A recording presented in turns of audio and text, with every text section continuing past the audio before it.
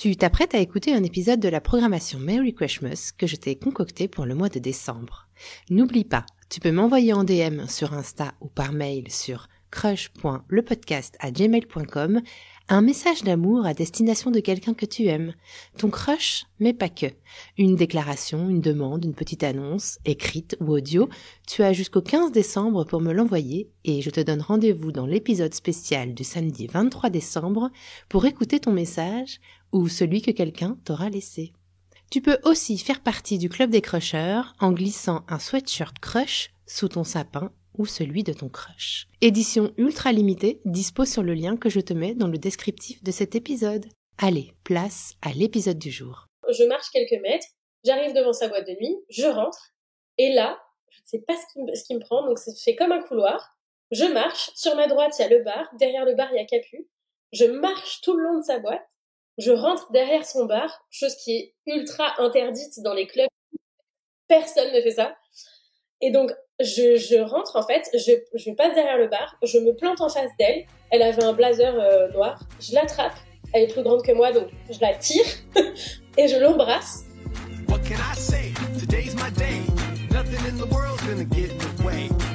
Je suis MC, la rebelle en tutu, et tu écoutes Crush, le podcast qui explore la magie des premiers jours des histoires d'amour. Tous les mardis, je fais la révolution en recevant à mon micro un ou une invitée qui me raconte à cœur ouvert la rencontre qui a un jour bouleversé sa vie. Si tu veux découvrir l'actu et les coulisses du podcast, rendez-vous sur Instagram sur le compte @crush_le-podcast. Toute bonne comédie romantique commence par une rencontre fracassante et inattendue. Les deux protagonistes sont fous l'un de l'autre, mais pour une raison ou pour une autre, leur amour est impossible.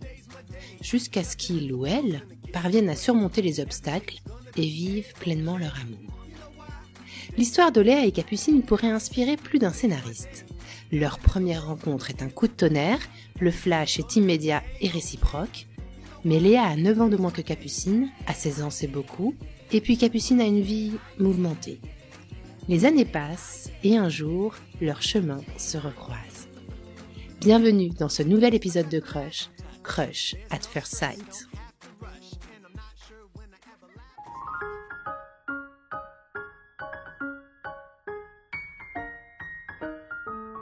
Hello Léa, je suis hyper contente d'être avec toi aujourd'hui. On est en visio. Toi, tu es au Portugal, à Porto, là où tu vis, et moi, je suis à Paris. Comment est-ce que ça va aujourd'hui, Léa ? Ça va trop bien, je suis hyper contente d'être avec toi. Canon. Moi aussi, je suis hyper contente. Alors Léa, on avait essayé de se voir en vrai, pour faire cette interview en vrai, début octobre. En fait, on s'était contactés sur Instagram. On avait très envie de faire cette interview toutes les deux. Toi, tu avais envie de raconter ton histoire et moi aussi, j'avais envie de raconter votre histoire à toi et Capucine. On a essayé de se voir pour le faire en vrai en octobre dernier. Nos agendas, on n'a pas réussi à les matcher. Et finalement, je t'ai proposé de le faire en visio. Et il y a une raison derrière cette demande, c'est que j'avais envie que cette interview, elle ait lieu maintenant, en ce moment. Et c'est parce que j'ai envie de la diffuser dans ma programmation de Noël. Parce que dans ma programmation de Noël, je vais faire un focus sur le genre cinématographique qu'est la comédie romantique. Donc, je vais avoir toute une programmation autour de ça.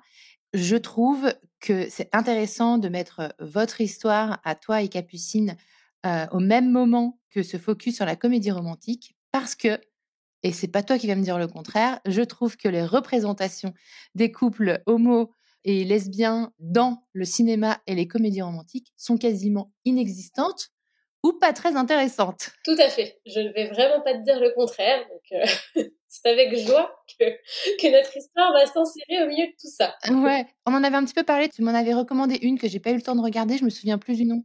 Happiest Season.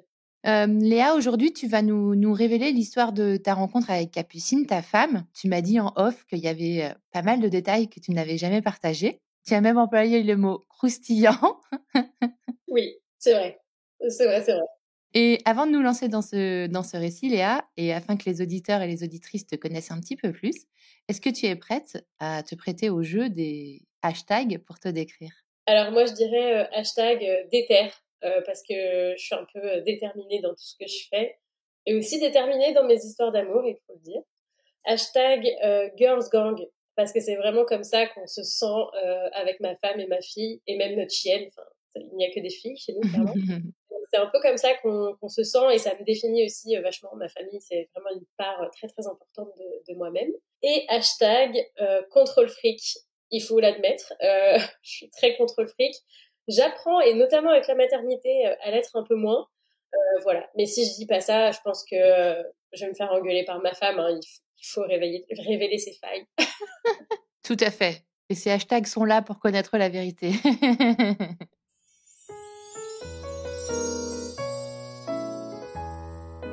Alors Léa, avant de rencontrer Capucine, si on revient avant de rentrer dans le vif de l'histoire et que tu nous racontes comment s'est passée ta rencontre avec elle, quand tu la rencontres, quel est le contexte? Tu as quel âge? Tu fais quoi? Quel est ton quotidien? Est-ce que tu as déjà eu des histoires d'amour, des crushs qui t'ont marqué? Alors, j'ai 16 ans, donc je suis au lycée. Rien de super palpitant. Jusqu'à présent, j'ai commencé quand même assez tôt à avoir des petits copains d'abord. Moi, je suis un peu une amoureuse du love, donc période de célibat, il n'y en a pas eu beaucoup dans ma vie. L'amour, ça me fait kiffer vraiment. Mais bon, avec les garçons, c'était pas la folie. Je sentais qu'il manquait un truc, et je me disais, mais enfin, on nous vend tellement cette histoire du crush, de tout ça, que je sais pas, il me manquait un truc. Et j'ai fait une première rencontre, donc qui a été ma première copine à ce moment-là, à 16 ans. Là, on peut dire que j'ai eu un crush, un gros crush, oui, pour elle. Et c'est elle un peu qui m'a ouvert une autre voie à laquelle j'avais jamais pensé, parce que vraiment, ça ne m'avait jamais effleuré l'esprit. Le fait de pouvoir être avec des femmes, pas du tout. Voilà, donc j'étais vraiment dans cette période de transition énorme, de réflexion sur qui je suis, où je vais, est-ce que je suis hétéro, est-ce que je suis lesbienne, est-ce que je suis bi, est-ce que c'est le moment de me mettre dans une case ou pas. Voilà, c'était un énorme bouillon de questionnements, de choses comme ça. C'était douloureux pour toi ou c'était... S'il n'y avait pas eu tout l'entourage familial, etc., c'était pas douloureux. Ma première relation s'est mal passée, donc ça a été douloureux à cause de la relation. Mais sinon, tous ces questionnements n'étaient pas forcément douloureux. Là où c'est devenu douloureux, c'est quand mes parents ont compris que j'étais avec une fille. Et là, c'est un peu parti en latte. Pendant 3 bonnes années, ça a été compliqué, et c'était vraiment ça, le rapport à mes parents, qui a été très, très, très, très dur pour moi. Mais sinon, non, c'était plutôt émoustillant, intéressant, plein de choses comme ça qui se passaient. Et puis, vraiment, quand on découvre tout un pan de sa personne auquel on n'avait même pas connaissance là, franchement, c'est super intéressant.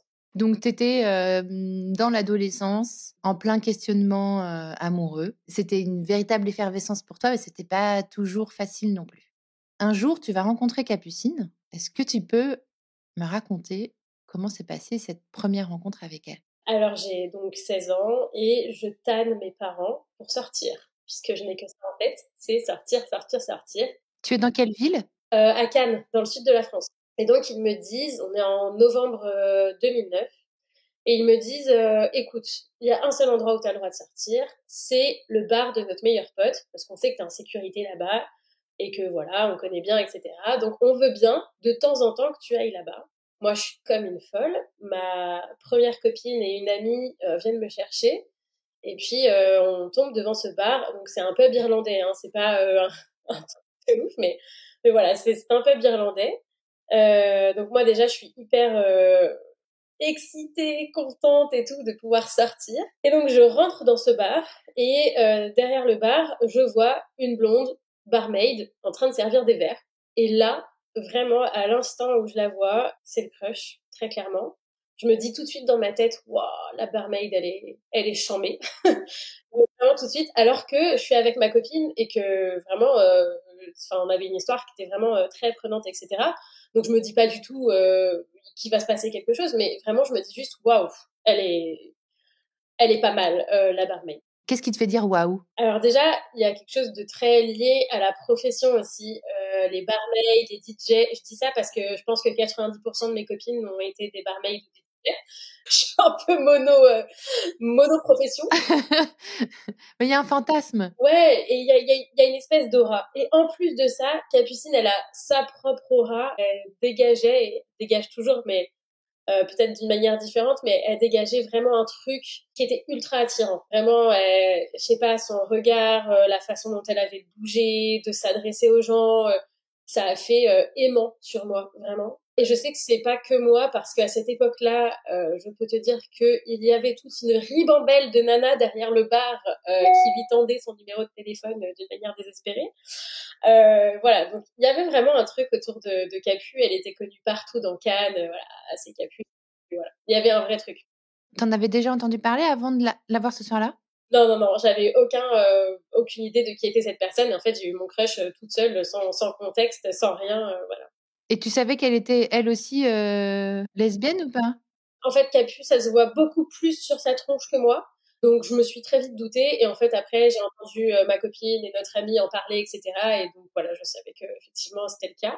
Voilà. Et donc, on s'approche du bar et on commande à boire. Et puis, c'est elle qui nous sert. Donc, elle connaissait déjà ma copine et mon autre amie. Et donc, voilà, elle commence à nous parler. Ah, bonjour, bah, moi, je m'appelle Léa. Salut, moi, c'est Capu. Qu'est-ce que je te sers? Et voilà. Et en fait, l'histoire dit qu'elle aussi, elle a eu un crush sur moi. Voilà. Et qu'elle s'est dit, en fait, elle m'a vu rentrer au bout du bar et elle s'est dit, pas mal la petite meuf là. Voilà. Mais après, elle a vite compris que j'étais en couple et elle a vite compris que j'étais bien jeune aussi. Parce qu'elle avait 25 ans. Ah oui, d'accord. Donc effectivement, il y avait 9 ans. Déjà, dans l'absolu, c'est beaucoup. Mais à cet âge-là, c'est encore plus, on est d'accord. Ouais. Après, moi, j'ai toujours fait plus que mon âge, donc ça sautait pas aux yeux non plus que j'avais 16 ans. J'étais déjà très apprêtée, très femme et tout, donc on se disait pas tout de suite que j'avais 16 ans, mais elle l'a su rapidement. Et puis voilà, après ça c'est un truc aussi, j'ai toujours aimé les personnes plus âgées que moi, c'est un peu dans mon mode de fonctionnement. Le fait est que il s'est rien passé du tout, hein. On a eu notre petit crush chacune de notre côté. Ce soir-là, il se passe rien de particulier. Non, non, non, non, non, et puis il se passera rien avant longtemps. Parce qu'en fait, on est devenus amis un peu par défaut au fur et à mesure des années. Elle a jamais tenté quoi que ce soit avec toi avant? Non, alors parce qu'après j'ai fréquenté donc ce bar de manière un peu plus régulière, je me suis aussi séparée de ma première copine, etc. Et il y a le meilleur pote de mon père qui avait capté que potentiellement il y avait des atomes crochus. D'ailleurs, il a eu vraiment le nez fin, hein. Et il lui avait dit Capu, ça c'est la fille de mon meilleur copain, donc pas touche. Et Capu, elle avait halluciné qu'il lui dise ça parce qu'il avait jamais tenu de tels propos. Et puis surtout, elle se disait mais c'est dingue, enfin il a vu quoi, il a vu quelque chose qui n'existe même pas encore. Et en plus de ça, l'écart d'âge à ce moment-là, 16 ans, 25 ans, c'était quand même si Capucine était là, elle dirait que c'est pas légal, mais Bah oui. voilà, du coup, il s'est rien passé du tout. Et puis, Capucine, elle a toujours été dans des relations, elle aussi. Elle aussi, on fonctionnait de la même manière. C'est un peu une personne qui adore les relations, etc. Donc, elle a toujours été en couple, de longues relations, et à chaque fois qu'une se terminait, il y en avait tout de suite une qui repartait. Et pour moi aussi, c'était un peu ça. Donc, en fait, on n'était jamais célibataires au même moment. Il s'est rien passé, mais par contre, on est toujours restés dans la vie l'une de l'autre, et de plus en plus au fur et à mesure des années, jusqu'à vraiment devenir amis et se partager plein de trucs, etc. Après, c'était pas une amitié sans ambiguïté non plus. C'était pas du tout la même relation qu'avec mes meilleurs amis, etc. De temps en temps, en plus, on se voyait quand même dans une situation où on était alcoolisés. L'abus d'alcool est dangereux pour la santé, ne l'oublions pas. Mais c'est vrai, on était souvent dans des bars. Après, elle a eu une boîte de nuit. Donc, on était toujours dans des ambiances comme ça. Et donc, forcément, de temps en temps, quand on se croisait, on se regardait un peu de travers, un peu genre coucou. On s'envoyait parfois un peu des messages, un peu limite, voilà. Donc, il y avait des petits pop-up comme ça. Ça jouait quoi, un petit peu. Ouais. Et il y a eu surtout deux événements qui, avec le recul, je les analyse comme des énormes signes de la vie. Mais sur le moment, j'ai vraiment pas compris ce qui se passait. Le premier, c'était que un soir, j'étais dans un bar pas très loin de sa boîte de nuit où elle travaillait. Et là aussi, j'étais bien alcoolisée. Je faisais beaucoup la fête à cette époque-là, ce qui n'arrive plus maintenant. Mais j'avais passé vraiment une bonne soirée. Et en fait, je sais pas pourquoi, mon cerveau me dit pars de la soirée et va dire bonjour à Capu. Alors, il faut savoir que souvent, comme je traînais souvent dans son quartier, je passais de temps en temps lui dire bonjour dans sa boîte, etc. Tout bien, tout à l'heure. Et là, je ne sais pas pourquoi, je me dis, pars de cette soirée. Donc, mes copines me voient sortir du bar. Je pars et tout, je leur dis à toutes, je reviens, je marche quelques mètres, j'arrive devant sa boîte de nuit, je rentre. Et là, je ne sais pas ce qui me prend, donc c'est fait comme un couloir. Je marche, sur ma droite, il y a le bar, derrière le bar, il y a Capu. Je marche tout le long de sa boîte. Je rentre derrière son bar, chose qui est ultra interdite dans Ah les ouais, c'est clubs. interdit. Personne ne fait ça. Et donc, je rentre, en fait, je passe derrière le bar, je me plante en face d'elle. Elle avait un blazer noir. Je l'attrape. Elle est plus grande que moi, donc je la tire et je l'embrasse. Je la repousse. Je refais le tour du bar. Je ressors de la boîte et je retourne dans ma soirée. Et je ne sais pas, encore aujourd'hui, je ne sais pas ce qui m'a pris. Mais elle était sidérée. Elle était tellement sidérée qu'elle a rien dit. Elle a pas dit non mais sors du bar et tout. Elle n'a rien dit. Il y a tous les clients de la boîte qui ont vu l'action. Elle avait bien sûr une copine à cette époque-là, mais qui n'a rien vu. Mais je ne sais pas expliquer pourquoi j'ai fait ça. Et le lendemain, quand elle m'a dit, mais enfin, qu'est-ce qui t'a pris? Impossible. Une force qui me poussait à faire ça alors que j'avais jamais fait ça de ma vie. Tu t'en souvenais? Oui, je m'en souvenais, ouais. Ouais, je m'en souvenais. Mais le lendemain, je me disais, mais vraiment, mais meuf, enfin, ça va pas ou quoi? Qu'est-ce qui t'a pris? C'est que t'es un peu comme si la vie me disait, il faut y aller, quoi. Mais ça, c'était vraiment des années avant qu'on se mette ensemble. Et il y a eu une autre petite anecdote. Bon, effectivement, celle-là, tu vas comprendre pourquoi j'en parle pas. Mais j'étais en train de coucher avec quelqu'un. Ah punaise, ouais, ça c'est croustillant, dis donc Léa. Mais c'est vrai, mais je le raconte jamais, mais en fait, c'est tellement un signe que je suis hyper pudique là-dessus, mais je pense que ça vaut le détour parce que, bon, bref, là aussi, retour de grosse soirée, etc. Et en fait, au lieu de m'adresser à cette personne par son prénom, je ne fais que l'appeler Capu, à plein de moments. Et en fait, elles se connaissent en plus, et elle me dit, mais Léa, enfin, et tout. Je dis, mais pardon, et je ne pensais pas du tout à Capu, enfin, pas du tout, je l'avais pas vu ce jour-là, et ça, c'était des années après, hein, entre ces deux anecdotes, il y a vraiment beaucoup de temps en plus. Et en fait, je sais pas pourquoi, et donc je lui dis ah pardon, pardon, et hop, ça ressort de ma bouche encore. Et avec le recul, je me dis mais c'est pas possible, vraiment la vie, elle m'envoyait comme des espèces de flashs comme ça, je pense, parce que y a aucune explication. Au fur et à mesure du temps, on était devenus amis, donc ce crush, il était quand même en moi, mais c'était pas un truc omniprésent, genre je pensais pas à Capu toute ma vie et tout.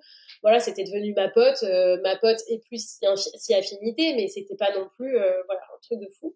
Bah là, c'est un peu comme si en fait quelqu'un, une force avait pris possession de ton cerveau, cette scène-là. Mais c'est un truc de fou. J'arrive pas à comprendre encore avec le recul. Et c'est des anecdotes vraiment qui nous font halluciner. Tout à l'heure, justement, j'en parlais à Capucine et je lui disais, est-ce que t'es OK pour que je raconte ces anecdotes? Parce que, bon, c'est quand même un peu border, mais c'est quand même très parlant de, tu vois, de ce qui se passait et ouais, de ce côté force qui, malgré moi, pas tant, hein, mais me pousse, quoi, vers elle. Alors moi, je suis issue d'une famille de scientifiques et donc j'ai toujours, au premier abord, une tendance à aller vers le rationnel. En fait, ça fait des années que tu es amoureuse d'elle, à ce moment-là.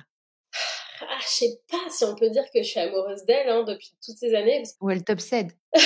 Non, elle m'obsède pas quand Elle est dans ta tête. non, parce que vraiment, il s'est vraiment passé beaucoup d'années où on se voyait quasiment quotidiennement parfois. Donc, tu vois, t'es plus dans ce crush très prenant et tout du départ.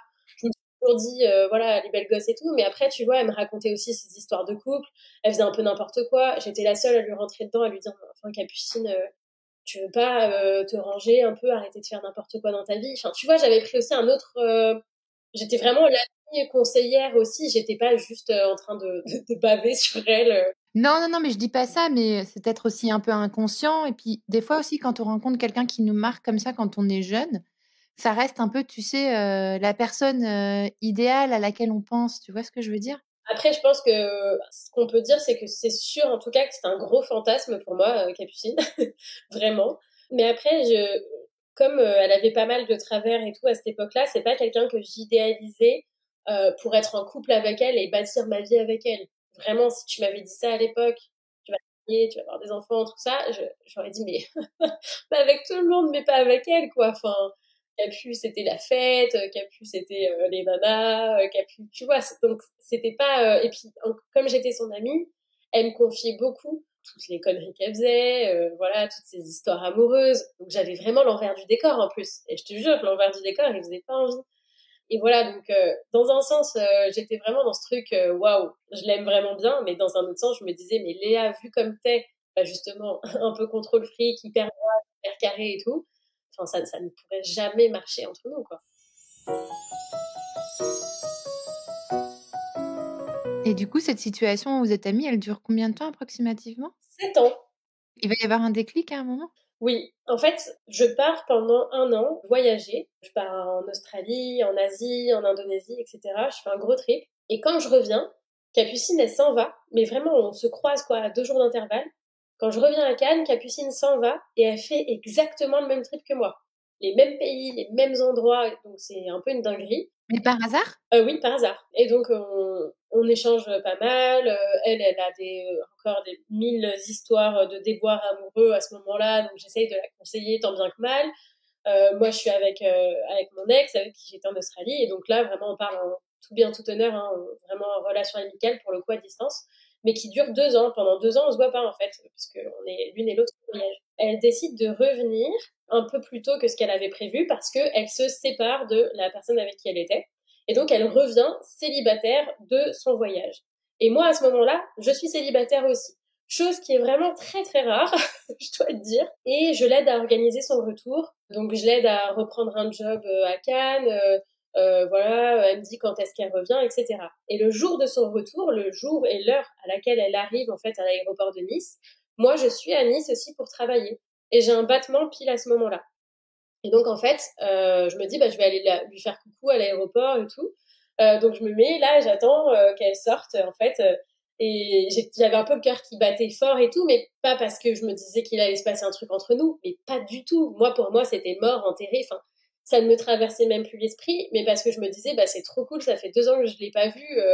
Enfin, elle m'a manqué quand même et tout. Et donc, je la vois sortir là avec son gros sac à dos, tout ça. Elle sort des arrivées, hyper surprise. Elle me dit, ah, mais t'es là, c'est fou.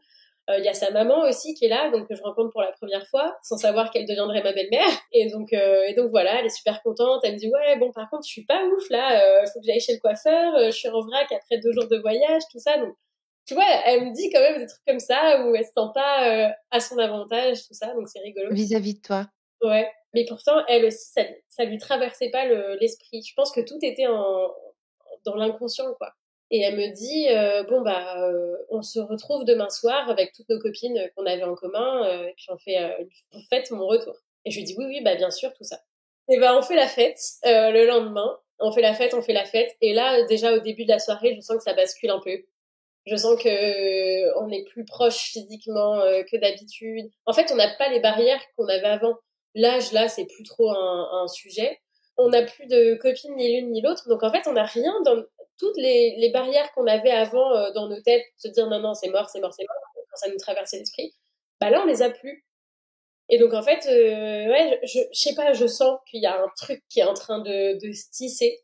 Et donc on fait un bar, 2 bars, 3 bars, 3 bars, une boîte de nuit, tout ça.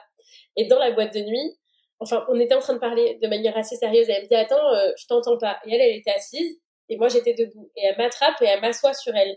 Et là je me dis, oula. Et donc je parle, et elle m'embrasse. Et donc là, c'est après tant d'années, c'est presque du coup la première fois où ça arrive. Enfin, en tout cas, de manière délibérée des deux côtés. Est-ce que le premier baiser avait été légèrement Oui, c'était pas très consenti, c'est pas bien. Hein, unilatéral? mais c'était pas ultra consenti, quoi. Et donc là, voilà, on s'embrasse, tout ça. Donc là, je me dis, wow, chelou. Donc je suis un peu sans dessus dessous, hein, voilà. Et on sort de la boîte. Et en fait, il fait jour. Et moi, ma seule obsession, c'est de lui dire, ne me regarde pas. J'ai l'impression d'être en mode comme Cendrillon qui s'est transformé. Genre, j'avais le maquillage qui avait coulé. Enfin, bon, et moi, je suis un peu toquée. J'aime bien être bien maquillée, bien coiffée, nani, nan, nan. Donc là, j'avais l'impression d'être en vrac après des heures et des heures de teuf. Il était 7 heures du mat. Et je ne faisais que lui dire, me regarde pas, je suis pas à mon avantage là, donc arrête de me regarder. Et elle me disait, mais non, mais je te connais, de toute façon, on s'en fout. Donc, c'était très drôle. Elle est partie se chercher à manger parce qu'elle avait faim. Et on est resté comme ça dans sa voiture, à parler, à manger, tout ça. Et elle est rentrée chez elle et je suis rentrée chez moi. Il s'est rien passé? Non, non, franchement, c'était trop Jamais le tard. premier soir, on est d'accord? Enfin, le premier matin. Surtout nous deux, c'est sûr. Non, et en réalité, franchement, il s'est rien passé de plus avant plusieurs jours. Parce qu'en fait, elle est revenue, donc comme elle n'a pas repris tout de suite d'appart, bah, elle était chez sa mère. Moi, j'étais toujours chez mes parents parce que j'avais repris des études après mon voyage. Donc on n'était pas non plus dans un truc super confortable, voilà, pour être toutes les deux. Mais en fait, plusieurs jours après, bah là, on a fini par vraiment faire plus que des petits bisous. Et je dois dire que c'était très chelou au départ. Ça faisait tellement d'années qu'on avait crushé l'une sur l'autre, qu'on avait un peu ce fantasme de l'autre, que franchement, je me suis jamais sentie aussi gauche de toute ma vie. Et je me suis jamais sentie aussi impressionnée, perdue. Enfin, vraiment, ça a été tout l'inverse de ce que je pensais. Et c'était très drôle parce que ça a donné lieu à un truc qui va te plaire. On avait instauré un hashtag entre nous. En fait, c'était le hashtag communication. Et parce qu'en fait, je vais sortir ça un jour, je sais pas pourquoi. Et justement, je me sentais pas fluide et tout. J'avais l'impression que mon cerveau, il se déconnectait pas. J'étais un peu en panique quand on était toutes les deux. Et un jour, je lui dis, stop, hashtag communication. Il faut qu'on parle. Et en fait, c'est resté hyper longtemps dans notre relation quand on avait des trucs importants à se dire, on se disait hashtag communication. Et ça nous a aidé en fait à se dire, ok, bon, faisons retomber la pression, tout va bien. Effectivement, nos esprits, ils ont peut-être beaucoup anticipé pendant plein d'années. Tu vois, il y avait tout un truc, c'était bizarre. Et il y avait aussi une autre partie de moi qui me disait, mais Léa, arrête ça tout de suite. Tu peux pas te mettre avec cette meuf qui est à 8000 kilomètres de ce que tu attends de la nana avec qui tu vas être, en fait. Parce que comme je te l'ai dit tout à l'heure, moi, je connaissais vachement les travers de Capu. Capu, c'était quelqu'un qui trompait toutes ses copines. Elle en est vraiment pas fière et il y a plein de raisons qui l'ont poussée à faire ça et qui sont pas cool non plus, mais elle était comme ça. Moi, c'était quelque chose que je lui disais, enfin, je lui disais vraiment, enfin, il faut que t'arrêtes, c'est plus possible ce schéma. En fait, elle chevauchait les relations tout le temps. Voilà, il y avait plein de choses et puis le milieu de la nuit, tout ça. Moi, j'étais pas ultra sereine et je me disais, mais c'est pas possible que je sois avec quelqu'un comme ça. Je vais souffrir, enfin, ça va me faire du mal. Parce qu'en plus, voilà, ça brisait aussi notre amitié si ça se passait pas bien. Enfin, j'étais autant hyper contente et hyper portée par cette relation qui évoluait enfin que complètement bloquée, apeurée. Voilà. Donc il y avait beaucoup, beaucoup, beaucoup de choses qui se jouaient en fait, et ça a été moins comme ça, claque, évident que ce que je pensais.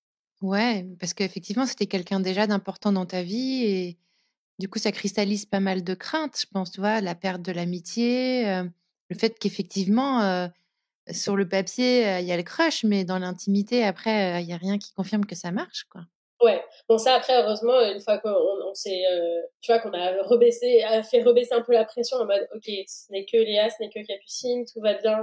Enfin tu vois une fois que notre cerveau il a aussi intégré ce truc, ce changement, en fait c'est un changement d'identité aussi parce que finalement ça s'était ancré quand même depuis 7 ans on était passé au mode amitié etc. Il fallait juste reprogrammer le truc sur un autre mode. Après plus de soucis, mais c'est vrai qu'au début c'était ultra chelou en fait. Ouais, ça a duré quelques jours, tu dirais, ou quelques Ouais, semaines? peut-être les 2 premières semaines où en fait je marchais sur des œufs, je savais pas trop et puis en plus j'étais persuadée que juste c'était une histoire comme ça, mais qu'on n'allait pas être un vrai couple. Parce qu'il y a eu ça aussi, je faisais que me dire: «Voilà, il se passe des trucs entre nous, on est ensemble tous les jours, on fait la fête, on fait aussi des trucs tranquilles la journée ensemble, mais qu'est-ce que ça veut dire? Est-ce qu'on est ensemble?» et cetera. Et très, très vite, Capu, lors d'une énième fête que l'on a faite, me dit: «Léa, tu veux être ma petite copine?» Et ça, je me fous encore de sa gueule C'est trop aujourd'hui. mignon. C'est trop mignon, mais la façon dont elle m'a dit ça, mais j'étais mais pliée. Et tout le temps, quand je veux me moquer d'elle, maintenant je Est-ce que dis tu veux sortir avec moi? ouais, mais elle m'a dit vraiment ça comme ça. Elle m'a dit Léa, tu veux être ma petite copine. Et quand elle m'a dit ça, en plus ça venait d'elle et tout, elle qui est quand même un peu plus facile à atteindre, je me suis dit bon bah ok en fait non, elle veut être avec moi, tout ça. Donc voilà, on a commencé notre histoire comme ça. Et après petit à petit tout s'est mis en place. Mais c'est vrai que la première année et demie de relation, elle a été quand même pas de tout repos et assez difficile. Justement, à cause de tous ces facteurs, il fallait en fait s'ajuster l'une à l'autre. Et ça n'a pas été simple parce qu'on n'avait pas du tout, souvent je prends cette image, mais on n'avait pas les curseurs au même niveau sur plein de sujets. Par exemple, où sont les limites avec les gens? Moi, mon curseur, enfin, les limites, elles sont pas gigantesques. Pour Capu, les limites, elles sont presque inexistantes. Donc, en fait, il a fallu réapprendre à tout doser l'une l'autre et à s'adapter. Et ça, waouh, ça a été chaud. Il y a 1000 fois durant la première année et demie où on aurait pu se séparer et où ça a failli d'ailleurs. Et on s'est accroché. Franchement, on a un peu lutté. Les premiers temps, c'était difficile. En fait, on s'aimait beaucoup, donc tout cet amour et justement ce crush qui s'exprimait enfin, et ben il était là. Mais en même temps, on avait vraiment du mal à parler le même langage, on avait du mal à communiquer. J'avais du mal, moi, à lui faire confiance et à lâcher prise parce que tout ce qu'elle m'avait montré d'elle depuis 7 ans, c'était pas la folie. Et je me disais, en fait, elle a eu plein de copines, certaines qui étaient vraiment, vraiment chouettes. Pour autant, ça s'est mal fini pour elle. Moi, j'ai rien de plus que ces personnes-là. Pourquoi ça se finirait pas mal pour moi aussi? Et alors, en fait, ce Capu, elle a dû vraiment sortir les rames, montrer plus d'une fois qu'elle avait envie de changer, qu'elle avait plus envie d'être cette personne-là, elle aspirait à d'autres choses, que le fait d'être avec moi, justement, la portait, lui donnait envie d'autres choses. Mais il a fallu vraiment beaucoup de temps pour que ça rentre dans ma tête et que dans la pratique, ça se voit. Mais par contre, une fois cette période-là passée, ça a été vraiment très très cool et ça l'est encore aujourd'hui. Love boat, quoi, après. Love boat, direct.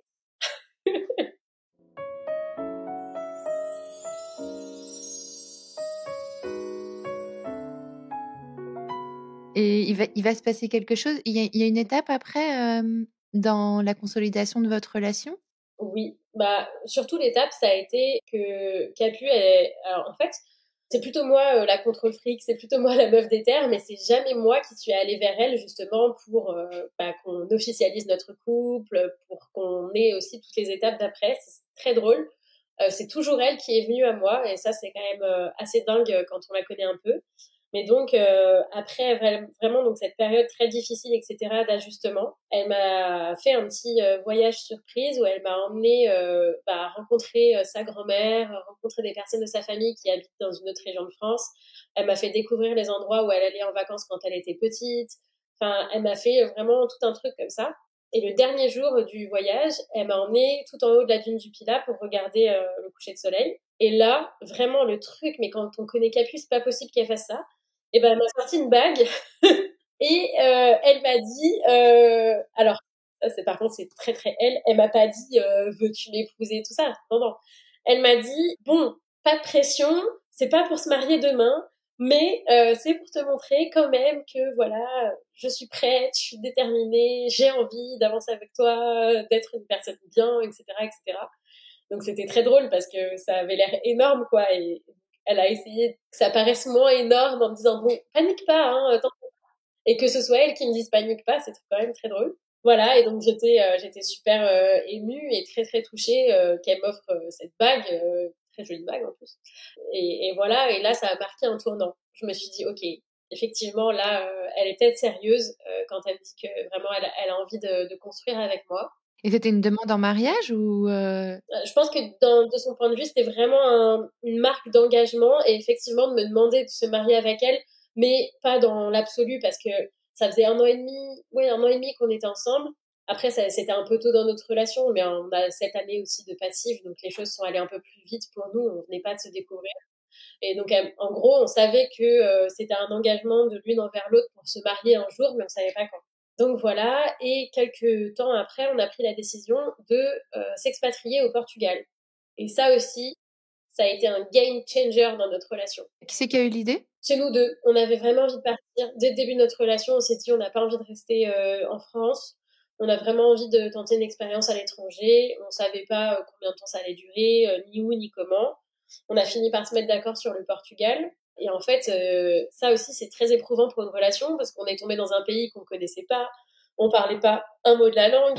On a monté un business dans lequel on a travaillé toutes les deux. On a eu à peu près 8650 galères.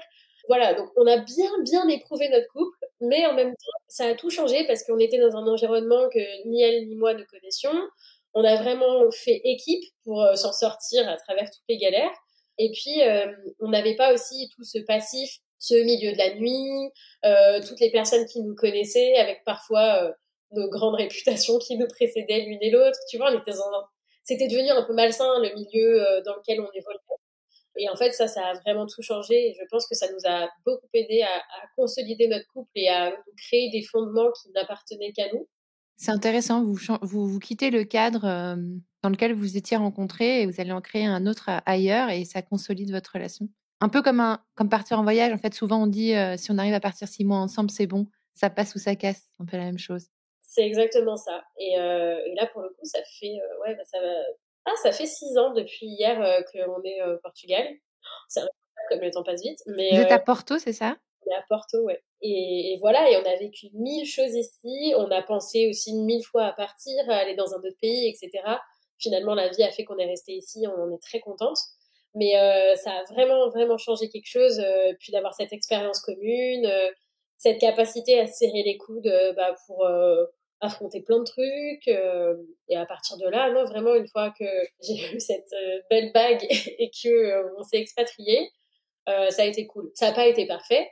Évidemment, de temps en temps, on s'embrouille, hein, comme tout le monde, je pense, mais c'est devenu très très rare. Alors qu'avant, c'était notre quotidien. Au tout début de la relation, il n'y avait pas un jour qui passait sans qu'on C'était discute. explosif, ouais. Ouais, très dur. Mais maintenant, non, c'est une relation apaisée, très saine. Et vous avez fini par vous marier? Oui, en 2019, du coup, on s'est mariés. Ah, parce qu'il va se passer quelque chose d'autre en 2019 aussi. Donc 2019, année charnière, non? 19, c'est l'année de notre vie, je crois. On a entamé un parcours de PMA pour devenir maman. Alors ça aussi, moi, c'était quelque chose qui était très, très ancré en moi depuis toujours et Capu le savait, même déjà quand on était amis, que j'avais très envie de devenir maman. Elle aussi, elle avait cette envie, moins viscérale que moi, et surtout, elle voulait pas porter de grossesse. Et moi, j'avais très envie de porter le bébé.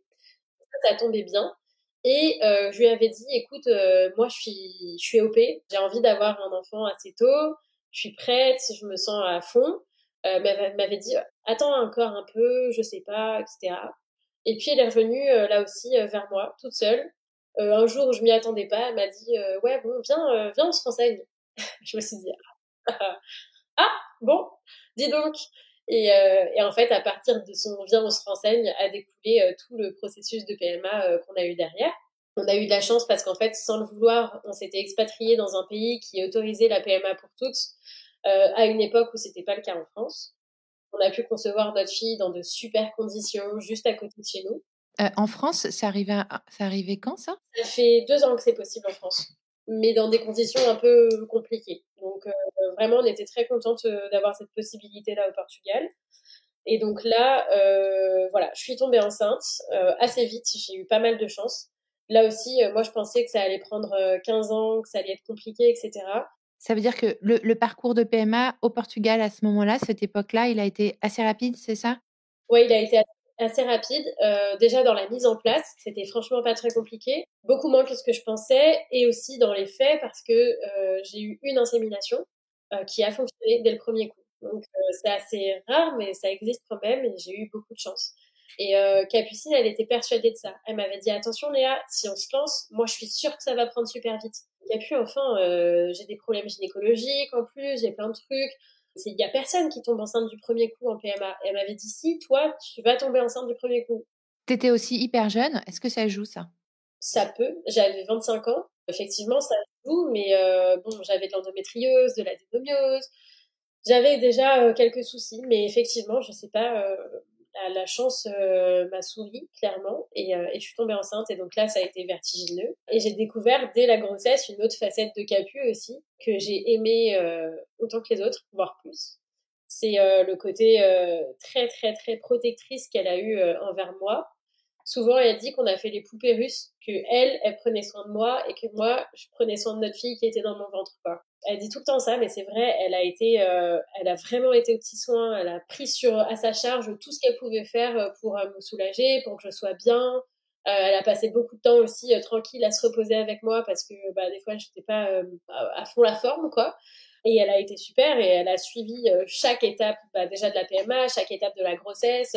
Et donc là, j'ai commencé à me dire, ah, c'était peut-être pas une si mauvaise idée de faire un enfant avec elle, puisque franchement, elle a l'air d'assurer. Et voilà, donc la grossesse s'est lancée. Et en environ 3 mois de grossesse, on s'est mariés aussi. On avait organisé notre mariage en parallèle. On savait pas si, du coup, au moment de notre mariage, j'allais être enceinte ou pas, mais la vie a fait que oui. Et on a annoncé la grossesse à nos proches pendant la cérémonie du mariage. Et ça, je pense que c'est un de nos plus beaux souvenirs en commun, parce que c'était incroyable, personne s'y attendait. Et je cachais en fait mon ventre qui sortait déjà avec mon bouquet de fleurs, et j'ai enlevé le bouquet.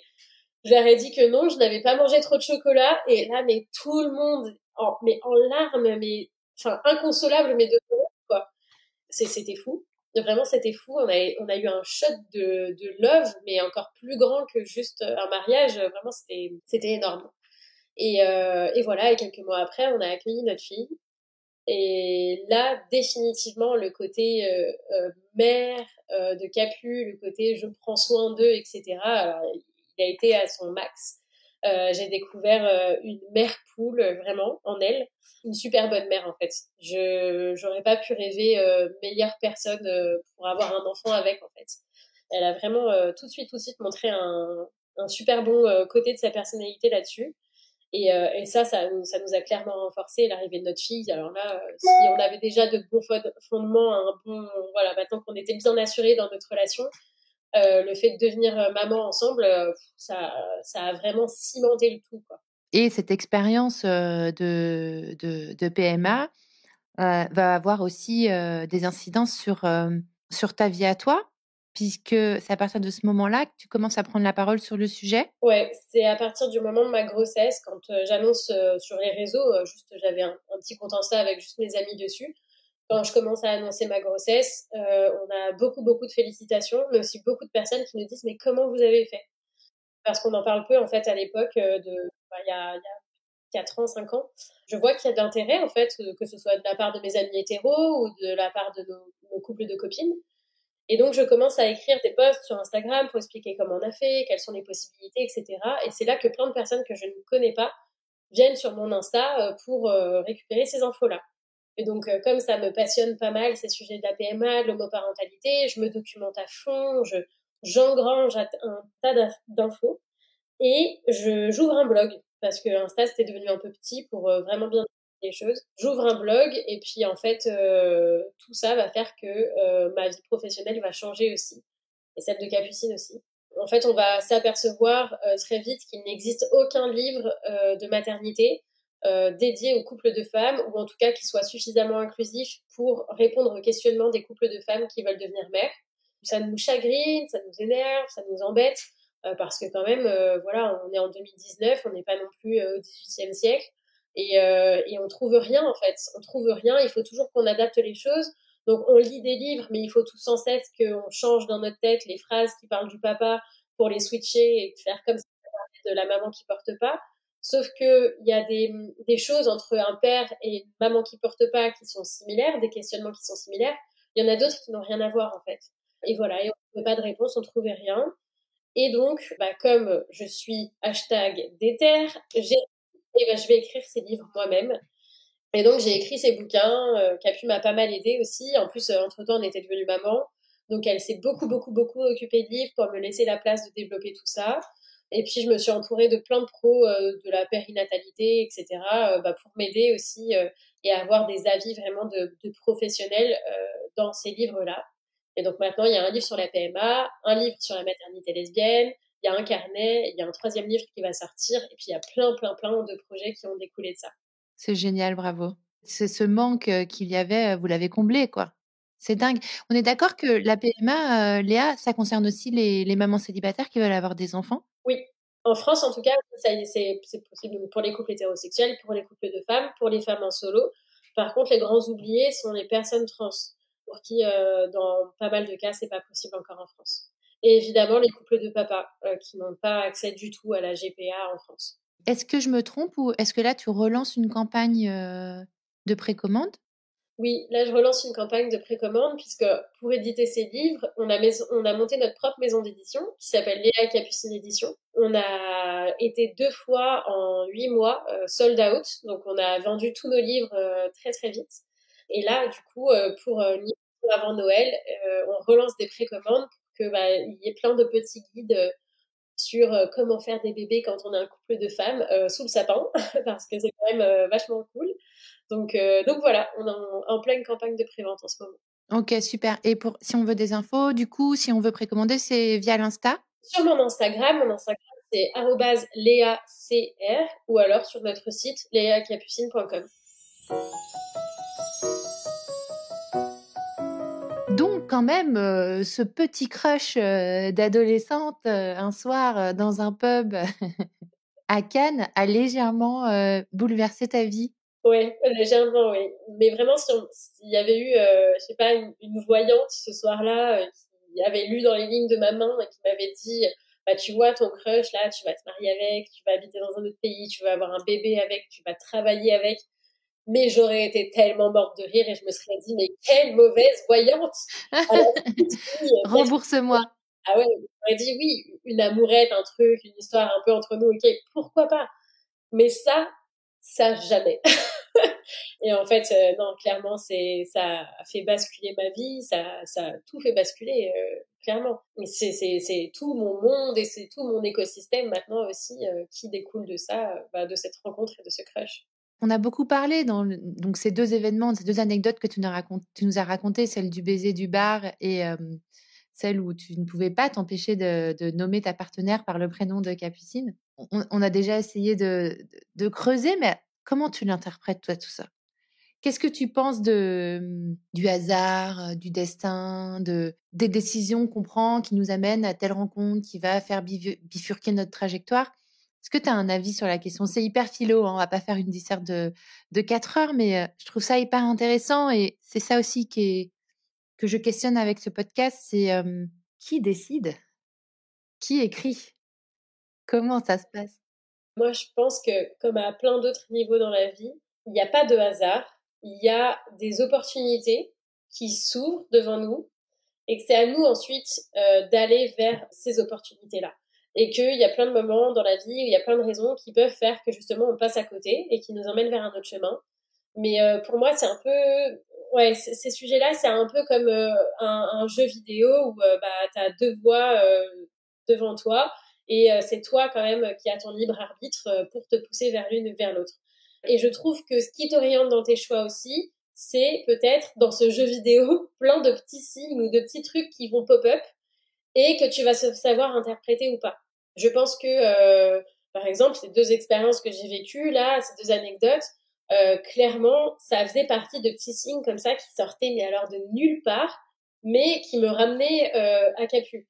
Il y a eu aussi plein d'autres choses comme ça. J'aurais pu aussi, une fois qu'on s'est mis ensemble, abandonner et voir que c'était difficile et avoir peur de souffrir et me dire, ok, arrêtons les frais ici, voilà. Mais j'ai quand même ce truc qui m'a poussée et qui m'a fait persévérer dans cette relation-là. Et mais j'aurais très bien pu aussi abandonner, elle aurait pu abandonner et avoir une trajectoire différente. Mais je pense quand même que voilà, il n'y a pas de hasard, il y a des grands choix qui se présentent à nous, des grandes opportunités et qu'après c'est à nous de faire marcher notre feeling pour aller vers là où on doit se trouver. Est-ce que tu connais le mot sérendipité? Oui, C'est exactement ça. c'est vrai. C'est exactement ça, je crois. J'ai beaucoup de mal à comprendre ce mot, mais je crois que tu l'as très bien dit. C'est des portes, en fait, des opportunités qui sont devant nous et soit on pousse la porte, c'est-à-dire on saisit l'opportunité, soit on passe à côté, mais on est moteur. Ouais, mais nous, c'est quelque chose qui est très important même dans notre vie.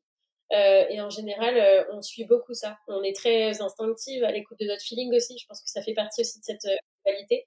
Et pour le coup, quand on essaye de pousser une porte qui résiste vraiment, vraiment, vraiment beaucoup, plus d'une fois on s'est dit, ok, là ça résiste trop, c'est que potentiellement cette porte-là, c'est pas la bonne. Et en fait, à chaque fois qu'on a fait ça, qu'on a fait un switch et qu'on a choisi une autre direction, ça s'est très bien passé. Donc non, c'est vraiment quelque chose qui est très lié à notre histoire, mais très lié à notre personnalité aussi. Peut-être pour conclure, Léa, pour conclure avec des mots d'amour pour Capucine, est-ce que tu sais nous donner des hashtags pour la décrire? Oui, alors je dirais hashtag Sagittaire, parce qu'elle est Sagittaire et que moi aussi.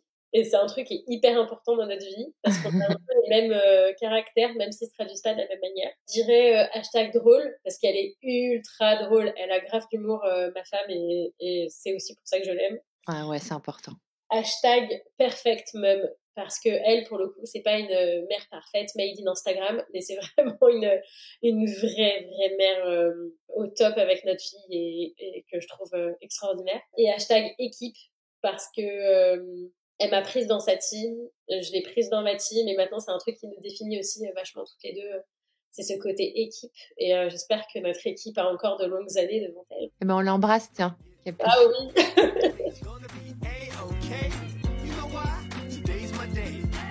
Merci d'avoir écouté cet épisode. Je compte sur toi pour aller mettre 5 étoiles et un commentaire sur ta plateforme d'écoute favorite, notamment Apple Podcast. Ça prend littéralement 30 secondes et c'est crucial pour soutenir mon travail complètement indépendant. Si tu veux venir à mon micro, tu peux m'écrire sur crush.lepodcast@gmail.com et si tu veux me soutenir financièrement, clique sur le lien Patreon dans le descriptif de cet épisode. Mille merci pour ton écoute et à la semaine prochaine pour un nouveau Crush.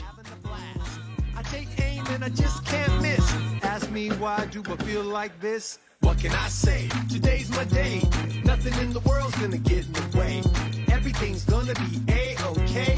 You know why?